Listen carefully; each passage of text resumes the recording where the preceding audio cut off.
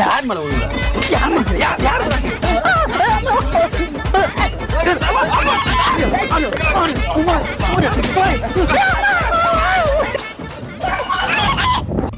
Sir இவங்க 2 பேரும் ஹாஸ்டல்ல சண்டை போட்டாங்க சார். ஏன்னு கேட்டா சொல்ல மாட்டேங்கிறானுங்க.